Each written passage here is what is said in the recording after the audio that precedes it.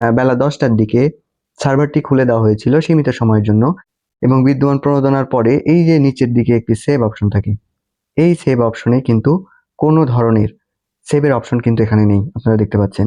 তো এই সেভ অপশনটি না থাকলে খসড়া সংরক্ষণ সম্ভব নয়, আর খসড়া সংরক্ষণ না করা গেলে কোনোভাবেই সেটি ইএমআইএসে প্রেরণ সম্ভব নয় এবং বিলটি সর্বশেষ সাবমিটও সম্ভব নয়। আসসালামু আলাইকুম সম্মানিত ভিউয়ার্স, আপনারা দেখতে পাচ্ছেন ইএমআইএস এর অফিসিয়াল পোর্টাল।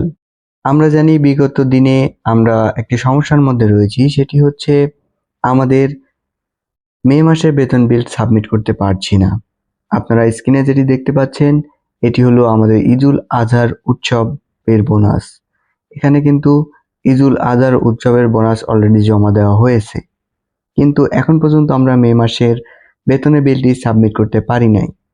আজকে 13 তারিখ আমাদের মাধ্যমিক উচ্চশিক্ষা অধিদপ্তর মাউসি থেকে প্রেরিত চিঠির নির্দেশ মোতাবেক আজকে রাত 12টার মধ্যে ঈদুল আজহা এবং মে মাসের বেতনের বিলটি সাবমিটের সর্বশেষ নির্দেশনা রয়েছে।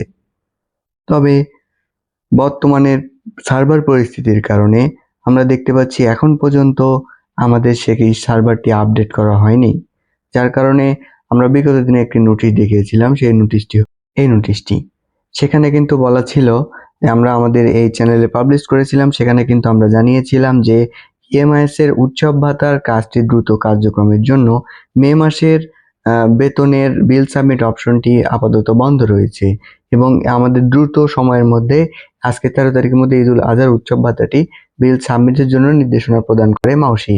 সেই আঙ্গিকে কিন্তু আমরা এর উৎসব ভাতাটি সাবমিট করতে সম্পন্ন হয়েছে এবং সার্ভারের অবস্থা ভালো ছিল এবং দেখা যাচ্ছে যে আজকে বেলা 10টার দিকে সার্ভারটি খুলে দেওয়া হয়েছিল সীমিত সময়ের জন্য। সেখান থেকে দেখা যাচ্ছে যে একজনের বিল সাবমিট করতে করতেই, একজনের খসড়া সংরক্ষণ করতে করতেই সেই সেভ অপশনটি কিন্তু তুলে নেওয়া হয়েছে। বর্তমানে কি অবস্থাতে রয়েছে আপনারা দেখতে পাচ্ছেন। এখানে একজন শিক্ষকের বেতন এবং বিদ্যমান প্রণোদনার পরে এই যে নিচের দিকে একটি সেভ অপশন থাকে, এই সেভ অপশনে কিন্তু কোনো ধরনের সেভের অপশন কিন্তু এখানে নেই, আপনারা দেখতে পাচ্ছেন।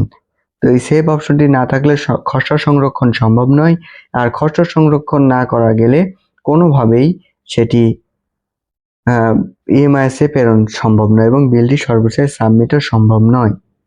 তো বর্তমান পরিস্থিতিতে এখন বাজছে রাত প্রায় 11টা বাজতে যাচ্ছে। তো বর্তমান অবস্থানটা কি সে বিষয়ে আমরা আজকে সার্ভারের বর্তমান অবস্থানটা দেখি এবং পরবর্তীতে কি সার্ভারটি আজকে হবে না কবে থেকে শুরু হবে সে বিষয়ে একটি নোটিশ আমরা আপনাদের দেখাবো এবং বর্তমান পরিস্থিতিটি কি সেটিও আমরা দেখে আসি।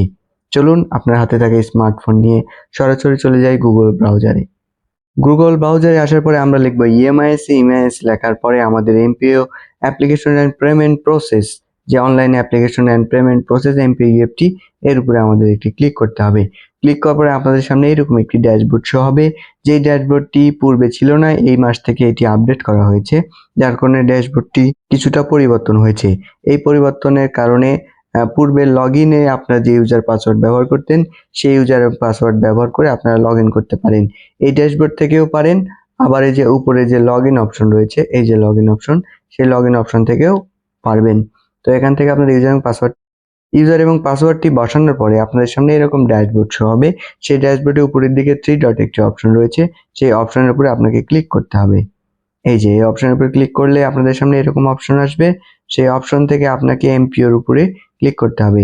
এমপিওর উপরে ক্লিক করার পরে বিল সাবমিট অপশনে ক্লিক করুন।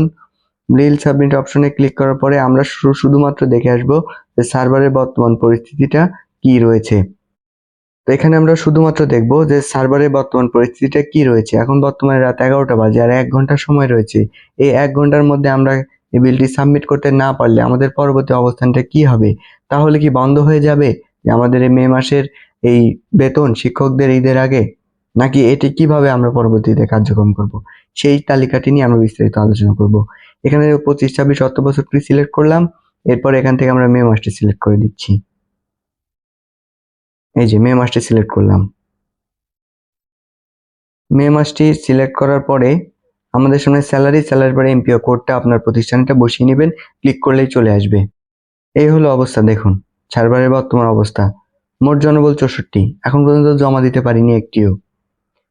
খসড়া সংরক্ষণে দেখুন, আজকে যখন বেলা 10টার সময় আমাদের এই বিলটি সাবমিটের জন্য সার্ভার খুলে দেওয়া হয়, তখন বিলটি সাবমিট করতে গিয়ে এই প্রতিষ্ঠান একটি মাত্র বিল সাবমিট করতে পেরেছে এবং বিল সাবমিট করার পরে তার পরবর্তী থেকে যে সেভ অপশনটি আমি নিচে দেখালাম, সেই সেভ অপশনটি বন্ধ করে দেওয়া হয়েছে।